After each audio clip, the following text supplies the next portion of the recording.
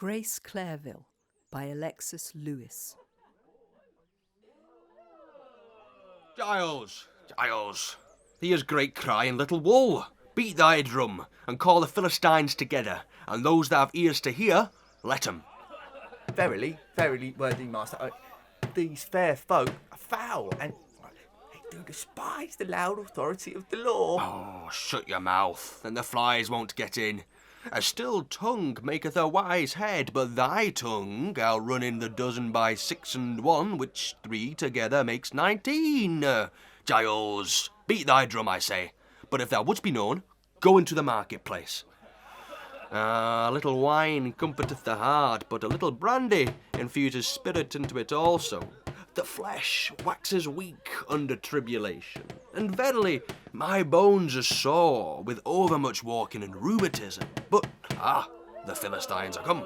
I must gird up my loins unto the battle. Squeak deserveth its reward. Omne bonum do superis, which meaneth, Giles, thou shalt have a bone for supper.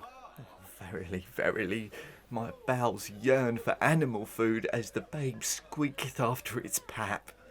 Giles Squeak, thou art already too obese. Overmuch feeding hath made thee like a consumptive herring in a fever. Beat thy drum again, that the horses may go home when the ploughing's done. Those that have ears to hear, let 'em make use of them. Men, women, youth of both sexes, and little boys. There's a time for all things, and that's the reason this fair does not last longer than it does.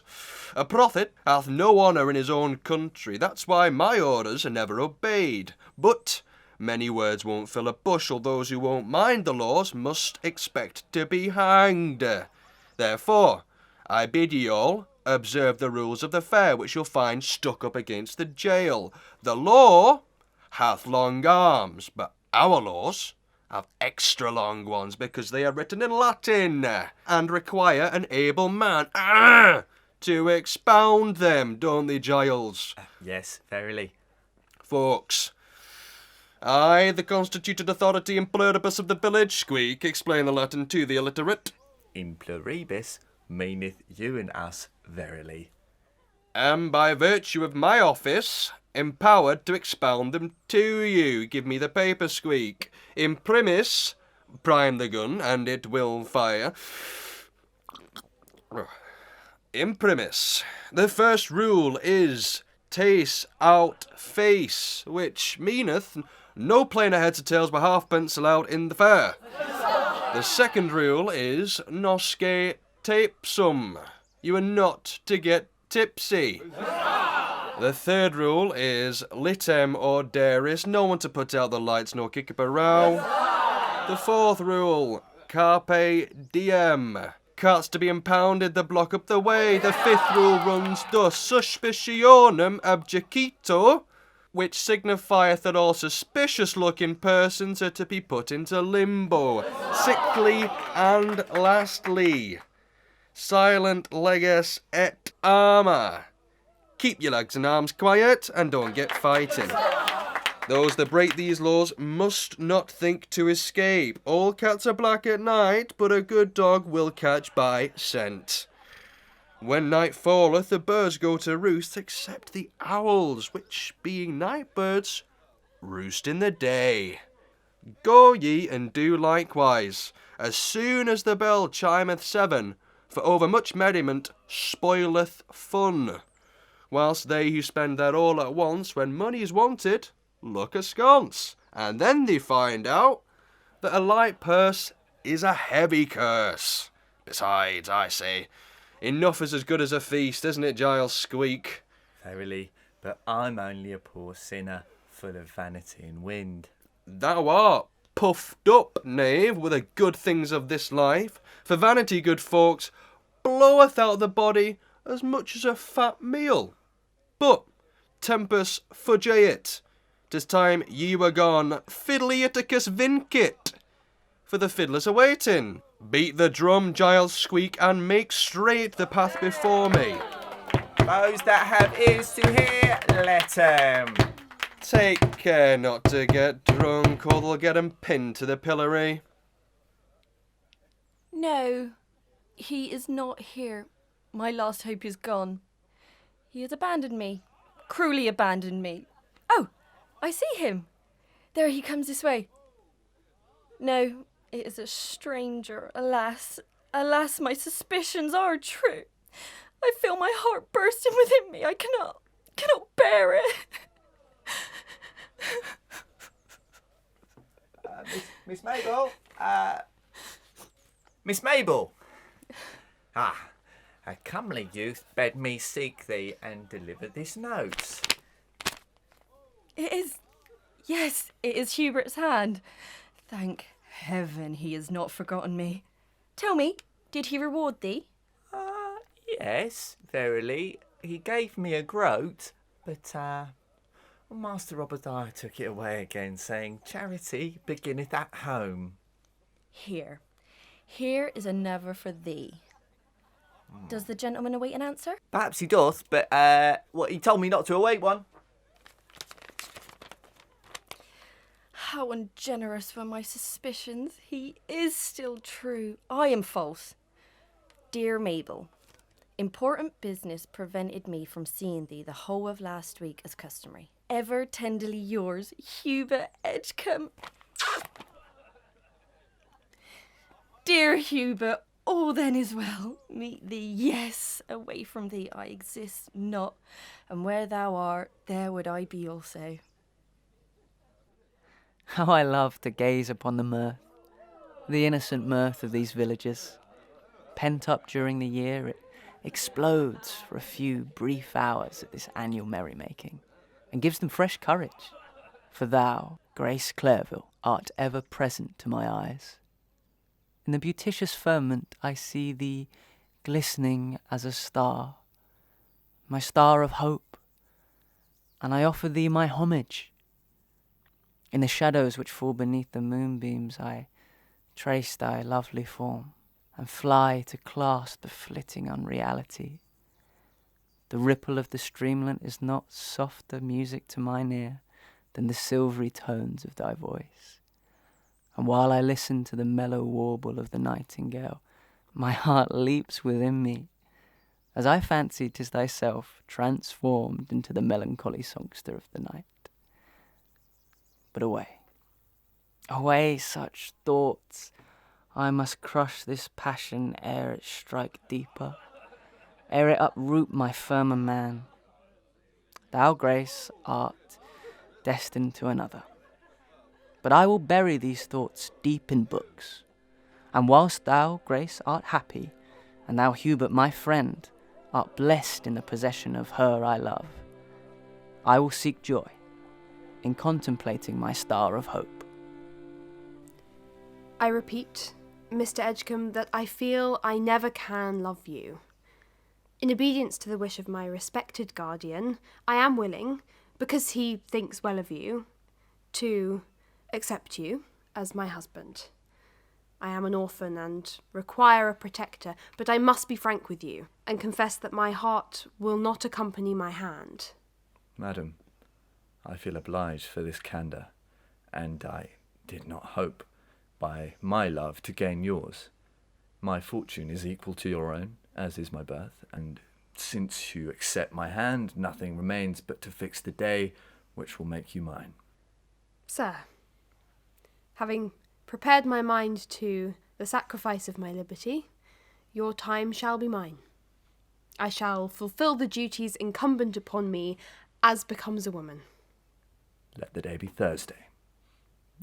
I will go this very evening and see that the necessary preparatives be made. Thursday be it, although I must confess 2 days a rather short delay. However, I will be ready. Adieu then, dear Grace. I care not for your present coldness, because I hope to see it shortly changed into equal warmth. Adieu. And thus is my liberty gone.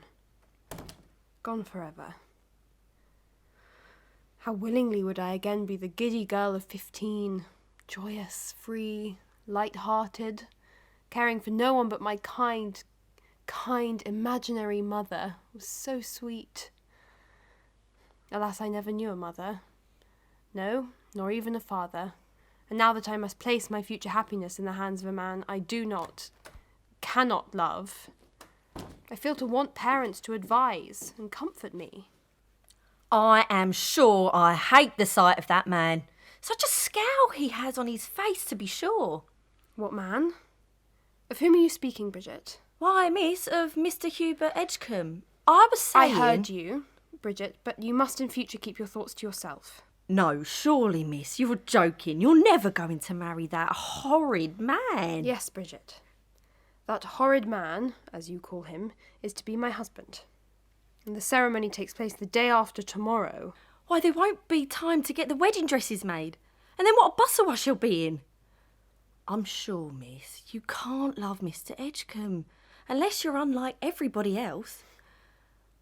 I know I wouldn't marry a man I didn't love. No, that I wouldn't. Circumstances, Bridget, often oblige us to do what we otherwise should leave undone. Circumstances, miss? Now, I dare say that, but for these circumstances you'd be very fond of Mr. Edmond and perhaps marry him instead. Bridget, you prate too much. Mr. Lennox is my intended husband's friend, and I feel for him only the sincere affection of a friend for a friend. That's it, miss. Friendship's the beginning of love. And mark my words now, if you don't come to love him... Bridget, have you fitted on my skirt? If not, lose no time. That's a broad hint. I'm going, miss, discreetly. Circumstances. I wonder whether circumstances will make my dear Obadiah Proverb marry me. Hey-ho. It cannot be. Love Edmond Lennox? 'Tis not love. 'Tis pure sincere friendship only. Yet why does this thoughtless girl's prating awaken such doubts within me? Do I fear myself? Or is this friendship of which I feel so jealous but a flimsy veil to a deeper emotion? No, it is not so. A woman must know her own heart. 'Tis true Hubert possessed not mine, but it is not, cannot be Edmund's. Away, this puerile intruder. Conscience. This damp that covers boldness with a cold sweat. True, I have deceived her. What then? Am I the only seducer of innocence? Conscience. What has it in common with interest? I am lost. Ruined if I retrieve not my position by this marriage. Already do my hungry creditors, with gaping mouth and eager hands, besiege me with their claims, and every way I turn, my ears are assaulted with the cry of money, money, my money. I must feed their appetite that craves thus after gold, even though I sear my conscience by the act. Tut. Oh, tut. Conscience again. What is it? A nothing. A mere nerve whose sensitiveness, like the plant which bears its name, shrinks from the slightest touch. Conscience. Shall I recede now? I that am steeled against remorse? Never. The strings of this heart, strained like the tough cord of the archer's bow, shall never relax until death snap them asunder. Conscience. Hubert, dear Hubert. Ah, Mabel, you are come then? Come? Come, what means this, you will come then? Dear Hubert, you have not been well. You are not yourself. Something afflicts you. I have not been well, Mabel, but, you too are altered. What ails you? Oh, Hubert, can you ask me that? Have ye not played the truant to love for a whole week? And can ye ask me what ails me? But I am better now that you are here. You will not leave again so long. Leave ye, Mabel? the morning and the evening twilight is not more constant in return to the earth than, the lie chokes my utterance. What is the matter, Hubert? Speak to me. 'Tis... nothing. A momentary pang, nothing more. 'Tis gone. I was saying... You were saying of constancy, Hubert. The morning and the evening twilight is not more constant in its return to earth than... And then you turned from me. True. Nor is the magnetic needle more true to the boreal pole than I, Mabel, am true and constant to thee. Oh, Hubert, how sweetly those words sound to my ears. You do still love Mabel. And it is not true that I have heard... And what have ye heard? In pity, Hubert, look not, speak not so. Be not angry with your Mabel. Forgive her if she has wronged ye, but listen to... Speak out. Let me know what tales these village babblers spread abroad. I will speak, Hubert, but frown not on me thus. I can hear everything but that. Lose thy tongue at once, and my impatience master my temper. I know you mean me no wrong, Hubert, but slander hath been busy with her envenomed tongue, and there are those who say ye seek me only to beguile me. Oh, did you know my anguish when I heard them? I told them 'twas false. They sneered at me and laughed at my agony, and left me, pointed at by the finger of scorn as I shrank from their gaze. By heaven, Mabel, they do me foul wrong. As I live, they do, believe me. I said so, I told them so, but they laughed and jeered and scorned me. But they will speak to others when I'm not there to defend you, Hubert, and suspicion will blacken us both. What mean you, Mabel? This. You know how I have loved, how I have clung to ye, Hubert. I, as the wild though tender vine clingeth to the sturdy and friendly branch. I loved you whilst my bosom was yet free from guile, with a heart that knew not shame. Mock not my weakness, Hubert, but something whispers me my days are numbered. Ere I cease to breathe, I would be your wife, your own married wife, that peace may calm the pricklings of my conscience and save the honour of her who has loved you more dearly than honour, than life. Mabel, the time is ill chosen to urge such a request. Time? Does love know time or seasons? No. You promised and confided in your manly word. I gave up more than life to you. I gave up my honour, but you swore you loved me. I believed ye, Hubert. And though the breath of scandal taints the very air I inhale, though slander vilifies your name and calls even your honesty into question, still I do believe you true. Fulfil your oath then, I beseech ye.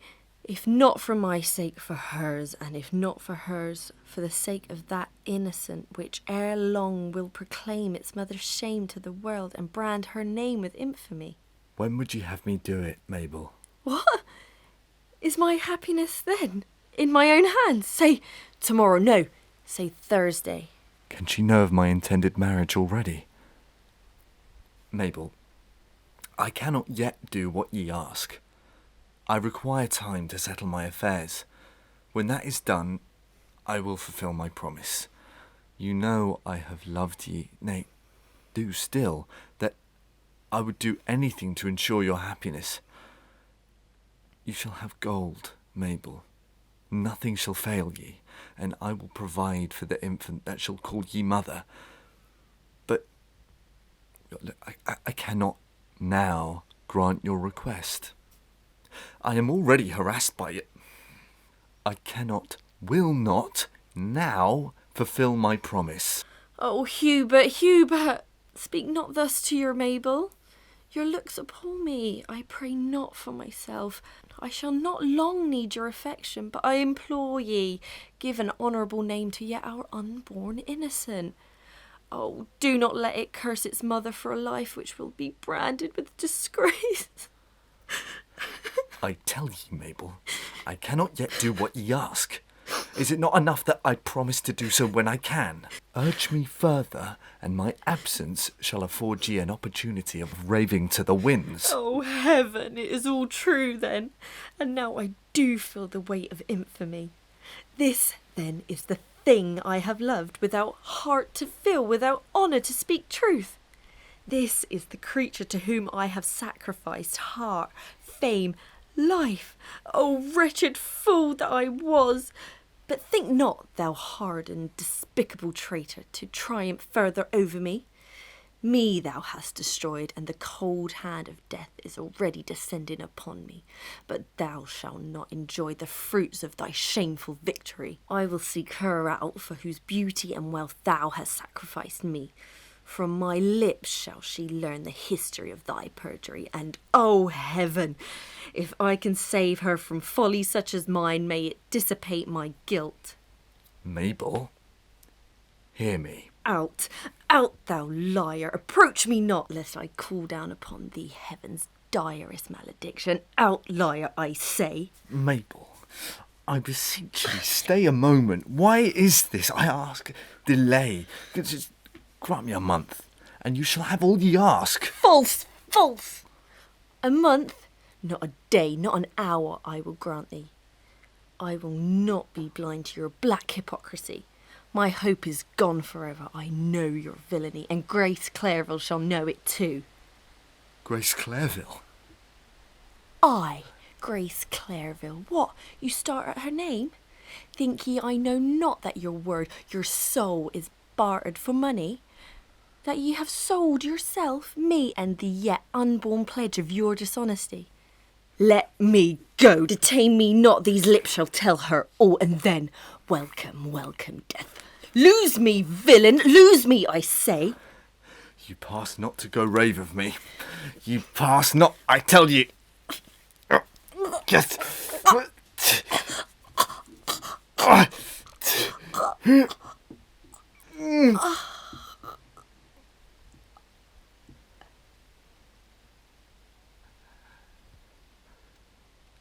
Heavens.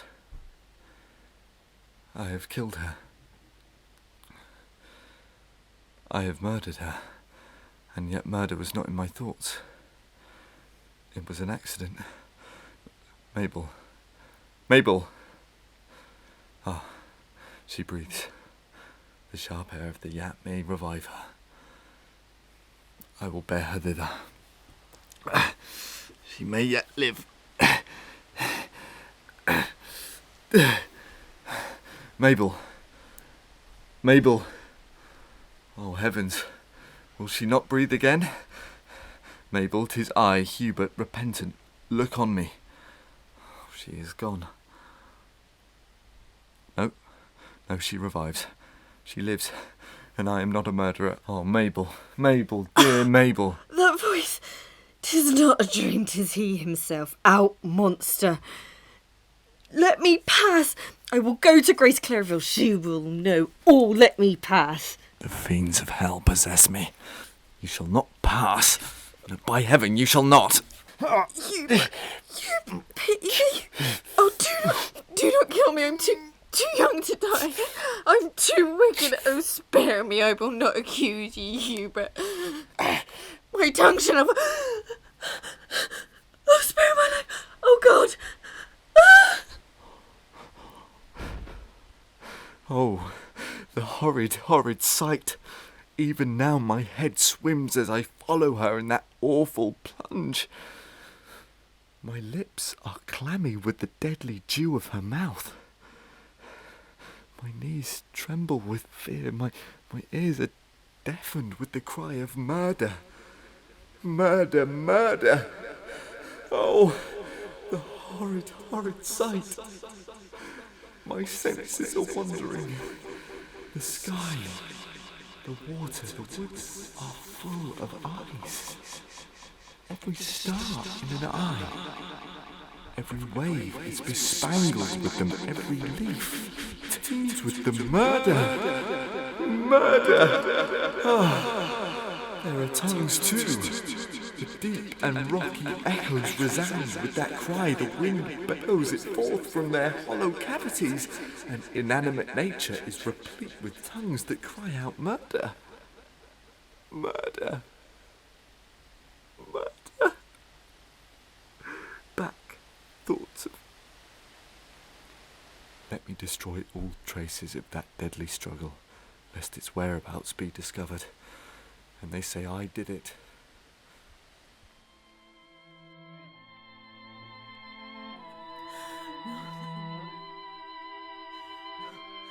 Murdered. Murdered. No, who could have murdered my Mabel that everybody loved so? She will return yet, perhaps, and comfort my old age. Mabel, Mabel, come hither, child. Come and kiss thy old mother.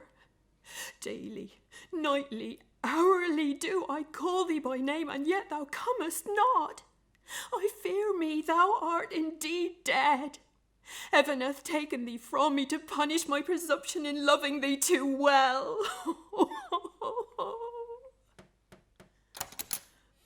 Who are you that call upon an old widow so late in the day? It is I, Mr. Edgecombe. This is my wife, Mrs. Edgecombe, and my good friend, Mr. Lennox. Dame, since your daughter disappeared a fortnight ago, everything has been done that could be done. The woods have been scoured in every direction, every path and turning in them has been explored. The river, too, has been dragged for 3 miles, both above and below the village. No traces of her have been discovered. I myself superintended the search and am therefore positive it has been properly effected. Oh, sir, you are very good, sir, and I'm sure I'm very much obliged to you. And as for the business you mentioned, all is settled. I have persuaded Mr. Edgecombe to let you live rent-free in your own little cottage as long as you choose to occupy it. Now mind, dame, I shall come and see you sometimes, nay, very often, and chat with you, to cheer you a little. Indeed, I'm very, very sorry about Mabel. Mabel? Mabel? Who spoke of her?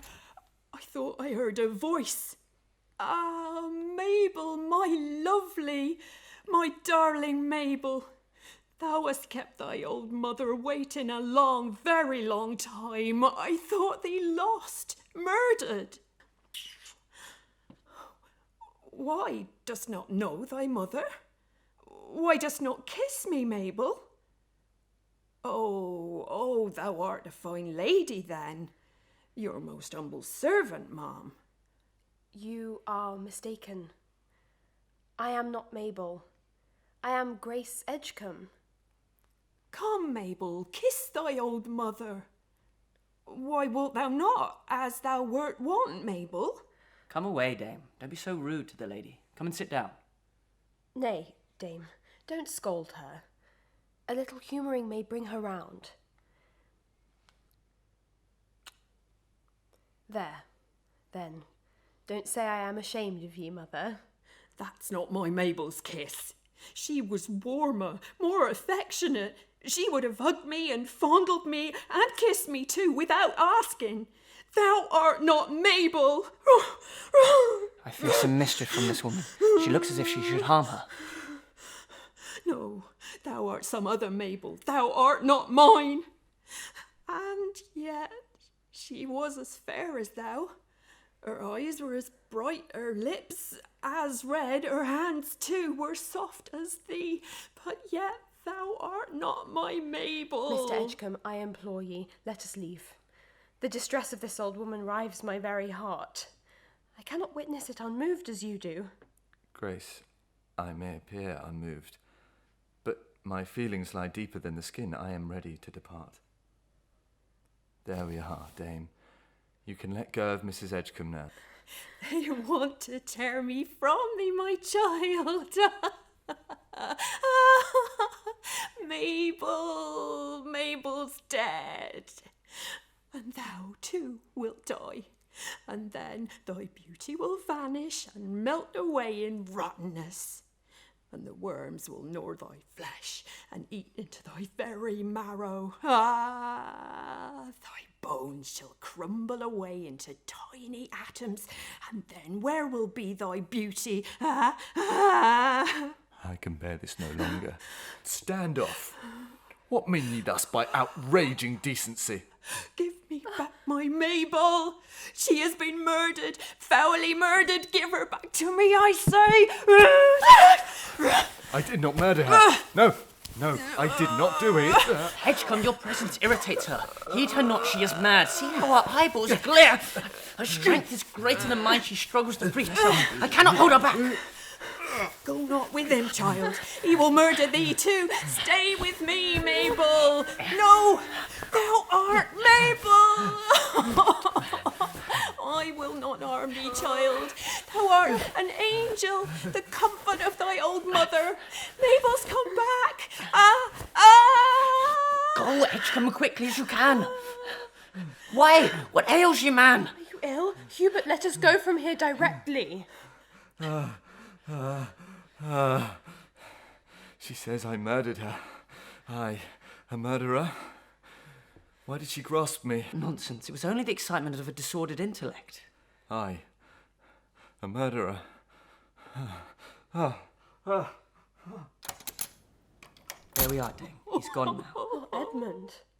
I mean, Mr. Lennox, what can possess him? Be not alarmed, dear madam.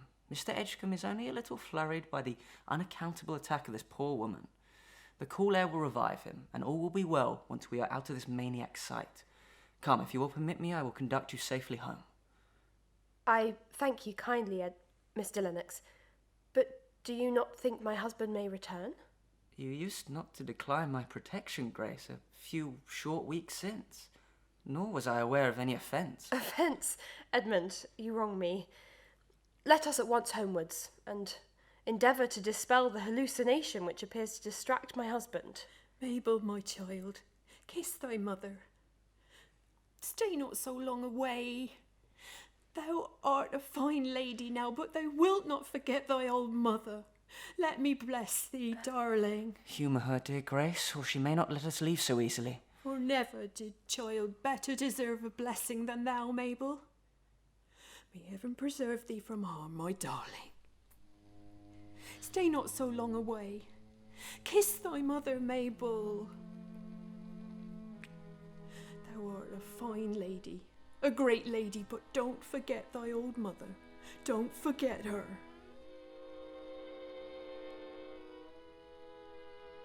You've been listening to part 1 of Grace Clairville, or The Crime at Simmons Yacht.